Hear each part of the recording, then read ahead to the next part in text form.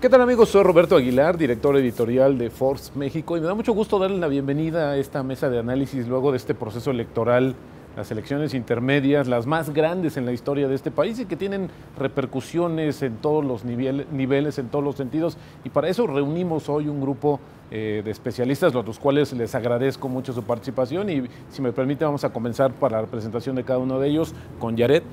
Hola, ¿qué tal? Soy Yaret de la Rosa, coordinadora de política en Forbes México. Hola, ¿qué tal? Soy Javier Martín Reyes, soy profesor en la División de Estudios Jurídicos del CIDE. Y tenemos a Carlos Ramírez. Hola, soy Carlos Ramírez, soy consultor de Integralia.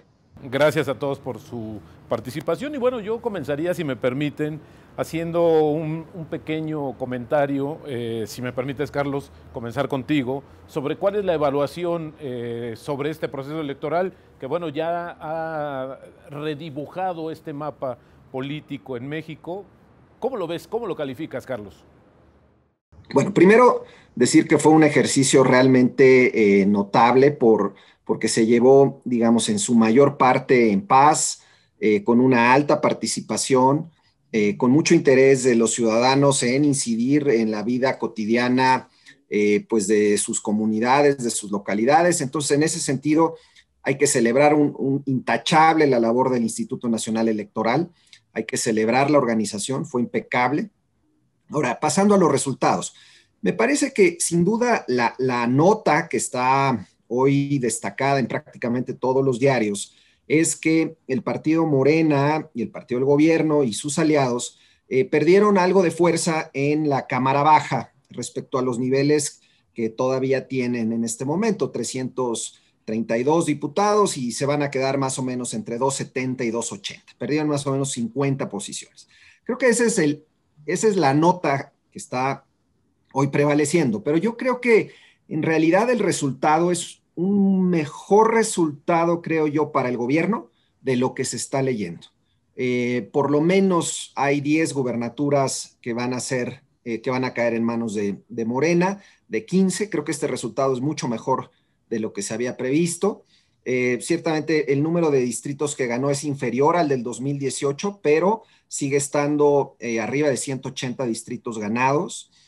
Hay estados en donde prácticamente arrasó, sobre todo en el sur del país, y hay que contextualizar el momento en el que nos encontramos. Estamos pues en medio de una pandemia que todavía no termina, que ha costado la vida de cientos de miles de personas, una economía que, si bien se está recuperando, pues la realidad es que tuvo un golpe bárbaro el año pasado y en un clima de relativa inseguridad que prevalece en el país. Entonces, en medio de todo eso, el partido del gobierno y en particular el presidente de la República creo que puede sentirse satisfecho con el resultado que obtuvo. Ciertamente hubiera querido la mayoría calificada, hubiera querido acercarse a esa mayoría y lo buscó abiertamente, pero en general yo diría el resultado es favorable para el gobierno. Muchas gracias, Carlos. Javier, tu primera conclusión sobre el proceso electoral. No, a ver, yo coincido en buena medida con lo que dice Carlos, ¿no? Creo que nos equivocaríamos si dijéramos que esta fue una derrota rotunda de Morena y sus aliados. Van a seguir controlando la Cámara de Diputados, por lo menos en términos del 50% más uno. Eso les va a permitir continuar con el control del presupuesto. Eso les va a permitir seguir haciendo, como lo han venido haciendo, modificaciones a las leyes secundarias prácticamente sin necesitar un solo voto de la oposición. Y en ese sentido creo que el presidente de la República, ¿no?, sí triunfa en ese sentido, ¿no? Hay otros cambios que yo creo que sí son importantes de recalcar por lo que implican de cara a la segunda mitad de la gestión del presidente López Obrador, y es que el propio presidente, muy al inicio de su mandato, dijo que en esta segunda mitad, ¿no?, era cuando se iban a hacer el grueso de las reformas, sobre todo económicas, en términos constitucionales. Eso ya va a ser muy difícil por los resultados que hoy en día tenemos. Ni de cerca van a tener las 2/3 partes, el 66% de los votos, incluso si sumamos, ¿no?, a Morena, al Verde y al PT. Y creo que esa es, en términos de contrapesos, una buena noticia. Y en ese sentido, creo que uno de los principales objetivos de la alianza opositora era precisamente evitar, ¿no?, que volviéramos a ver una mayoría calificada como la que hoy prácticamente tienen en la Cámara de Diputados. Esto incide también en designaciones, ¿no? Prácticamente la mayoría de las designaciones constitucionales pasan, ¿no?, por 2/3 partes de los votos, y eso creo que le da un peso a la oposición, siempre y cuando sucedan dos cosas. Uno, que actúe de manera unificada y coordinada, y segundo, que no veamos pues esta suerte como de chapulineo, ¿no?, que vimos en 2018, que hemos visto en otros muchos años.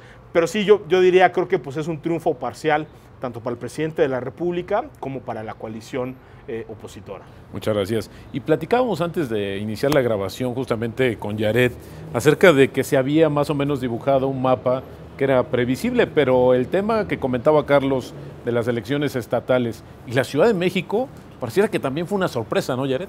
Sí, así es. Si bien es cierto que la Ciudad de México la perdió Morena, perdió bastantes alcaldías, en el país vemos que ganó 11 gobernaturas. Con esto estarían gobernando 17 estados. ¿A qué se atribuye que en los estados pues hayan ganado tanto y en la Ciudad de México haya perdido? Mira, yo creo que este es un resultado muy paradójico porque Claudia Sheinbaum es una de las gobernadoras, ¿no?, déjame ponerlo así, aunque bueno, sabemos que formalmente no lo es, mejor evaluadas del país. Creo que sí es muy significativo que en un bastión pues de la izquierda y del obradorismo no se haya dado este resultado. Creo que en la Ciudad de México lo que primó fue mucho más la lógica federal que la local. Y en las entidades federativas sí creo que definitivamente hemos visto dos cosas, ¿no? Por un lado, creo que figuras locales de Morena a las que les va muy bien. Yo pondría ahí pues claramente el caso de Sonora con Durazo, que le gana y le gana por mucho, pues a un candidato también relativamente popular, bien evaluado, impulsado por una alianza prácticamente unificada. Y también pues el caso de Herrero creo que es súper sintomático, ¿no? A pesar de todo lo que vimos con Félix Salgado Macedonio, las acusaciones muy graves de delitos sexuales, el tema de que se le haya quitado la candidatura por violar la ley electoral, la decisión de imponer a su hija como candidata. Bueno, pues eso lo que nos está diciendo es que a nivel local Morena sí tiene una fuerza, ¿no?, déjame ponerlo así, relativamente independiente, por lo menos en algunos lugares, de la popularidad que tiene el presidente de la República, y creo que ese sí, para la oposición, pues tiene que ser un foco, pues no amarillo, sino rojo, Yaret. ¿Tú cómo ves, Carlos? ¿A qué se atribuye que en la Ciudad de México haya perdido tanto y en los estados haya ganado tanto? Yo creo que esa es una de las grandes preguntas de esta elección que todavía habrá que analizar más a fondo. Me parece que la Ciudad de México tiene, digamos, un segmento de la población urbana, clase media, media alta, que no ha sido favorecida por las políticas del presidente López Obrador en estos primeros 3 años o 2 años y medio, y que ciertamente hubo un voto de castigo muy claro, muy evidente en esas zonas.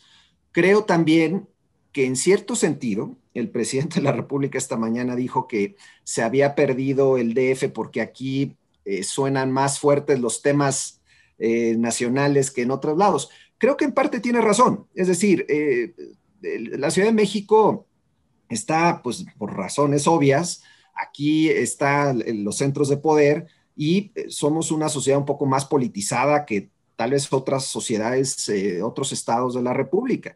Y sí, el eco que ha habido respecto a la crítica de lo que ha hecho y dejado de hacer el presidente de la República, pues suena más. Entonces, creo que hay un voto de castigo en la Ciudad de México.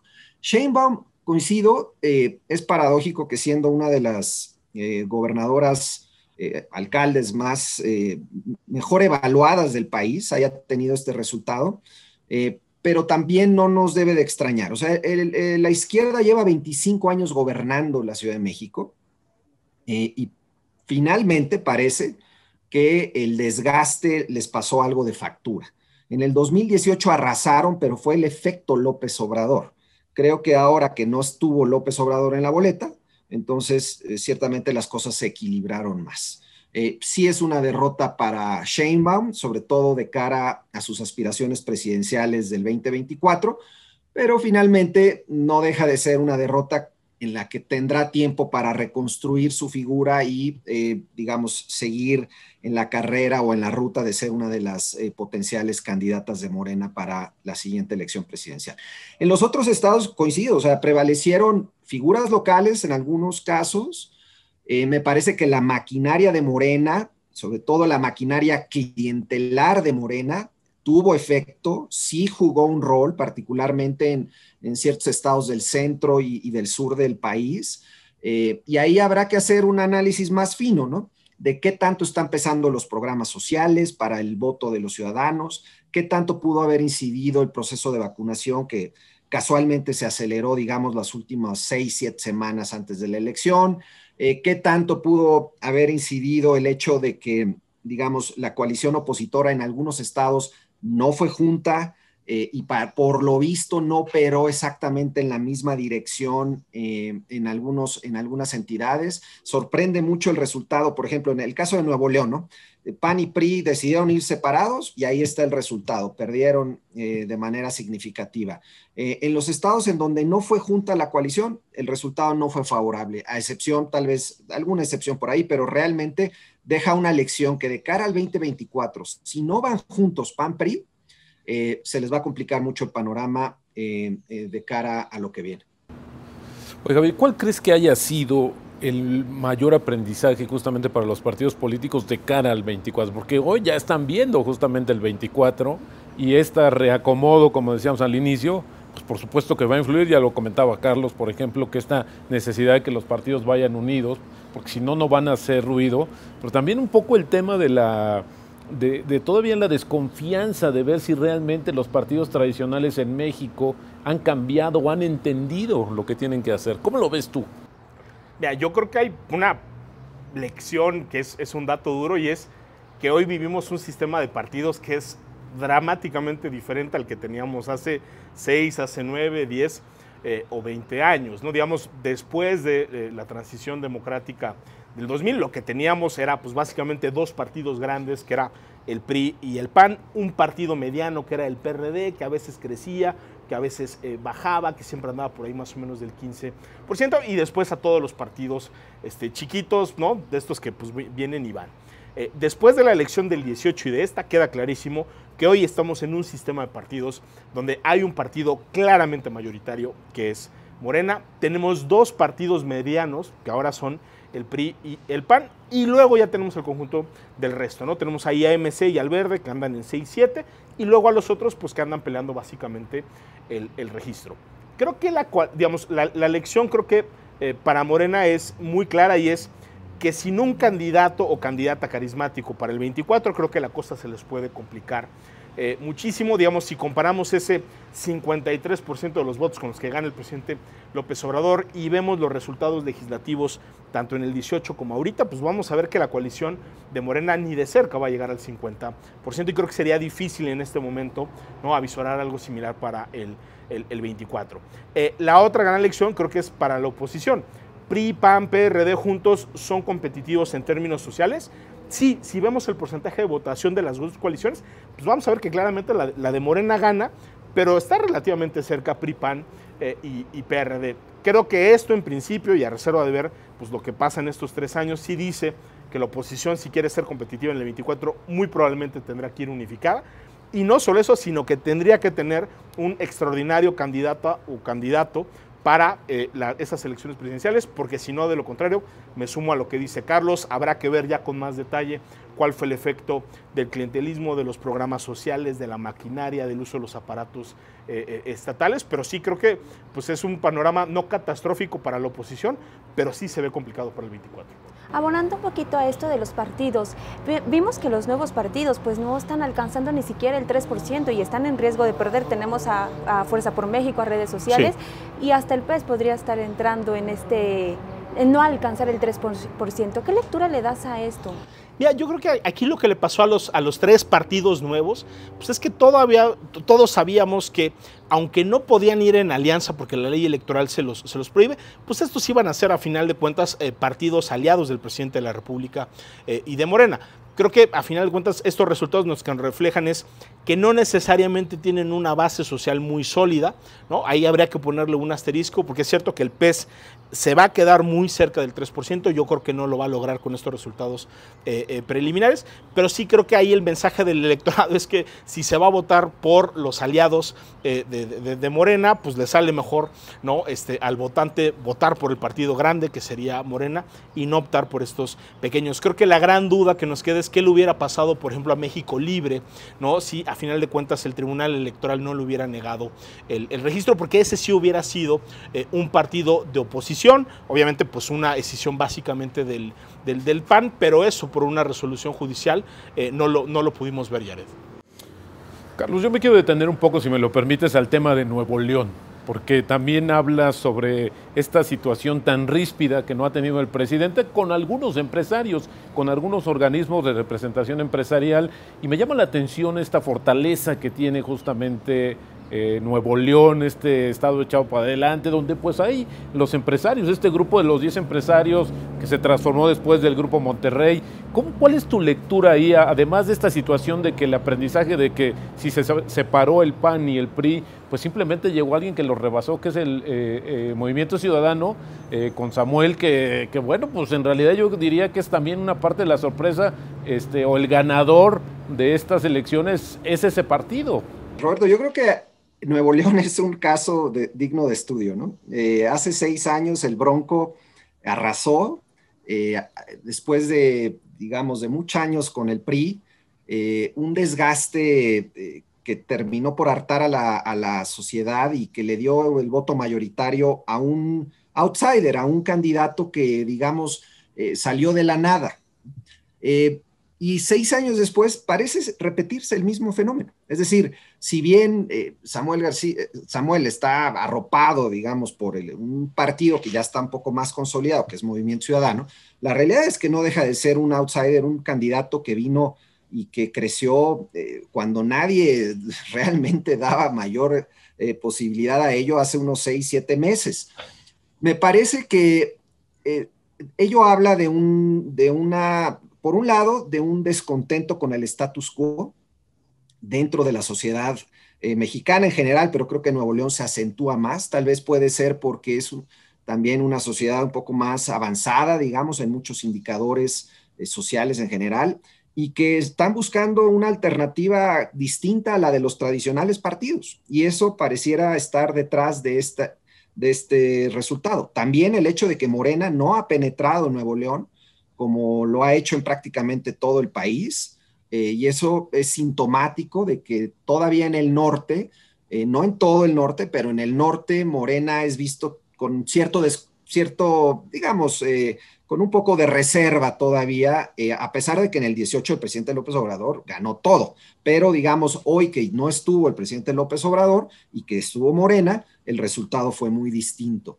Me parece que los empresarios ahora van a tener que elegir bien sus batallas, porque se vienen 3 años complicados en el legislativo, es decir, el presidente va a estar muy activo en el legislativo, me parece que no va a ceder en sus pretensiones de llevar a cabo reformas que si bien no le va a alcanzar para lograr cambios constitucionales, de todos modos puede hacer muchas cosas y puede intentar construir las coaliciones constitucionales. Entonces creo que vamos a ver un presidente muy proactivo en el legislativo y el sector empresarial, y en específico el sector empresarial del norte del país, va a tener que elegir sus batallas con un presidente muy echado para adelante, todavía con ganas de hacer cosas.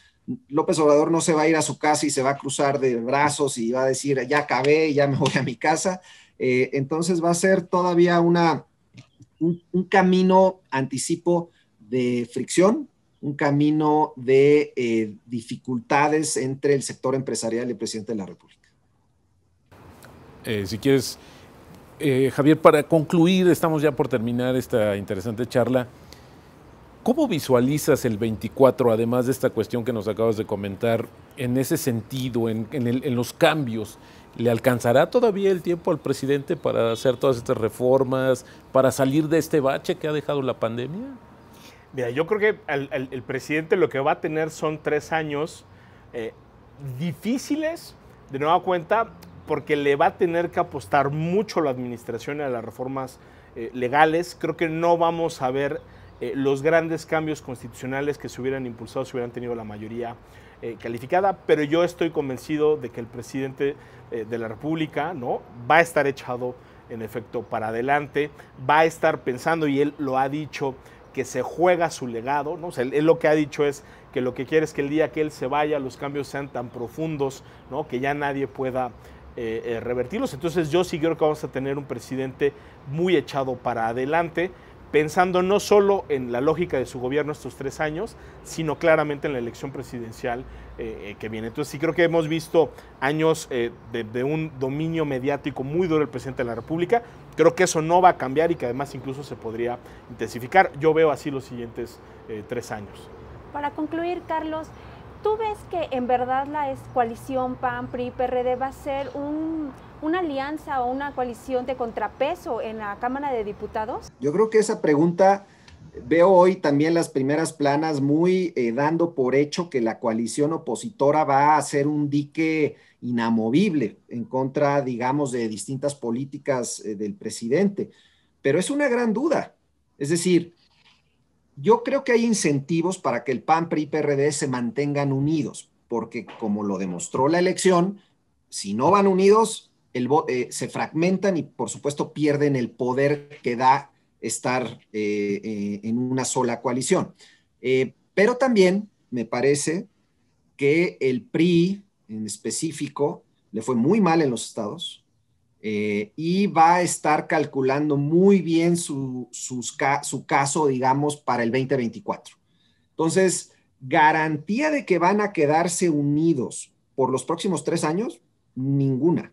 De hecho, yo pensaría que de cara a que viene la sucesión presidencial, va a ser bien difícil que el PAN y el PRI se puedan poner de acuerdo en sacar un solo candidato. Y eso va a incidir de manera significativa en los incentivos dentro del legislativo. Entonces, pues, por un lado uno quisiera que se mantengan unidos pensando en que van a ser un contrapeso significativo para algunos potenciales cambios constitucionales que pueden ser, digamos, que en mi opinión pueden ser negativos para el país. Pero por otro lado, no va a estar fácil que se mantengan cohesionados, al menos de aquí hasta el final de la legislatura. Perfecto. Bueno, pues muchas gracias de verdad por este tiempo, por estas reflexiones y por compartir estos escenarios, que la verdad es muy interesante toda esta dinámica que trajo consigo estas elecciones intermedias, que hay que destacar la nutrida participación, no como lo hubiéramos esperado, pero creo que ahí avanzamos también y eso es importante, creo también el mensaje para todos nosotros como ciudadanos. Muchas gracias, Carlos, por tu participación. Muchas gracias. Javier, muchas gracias también. Yaret, gracias a todos. Y amigos, los esperamos en la próxima charla para seguir platicando y compartiendo algunos puntos de vista sobre este y otros temas de interés nacional. Hasta la vista. Muchas gracias.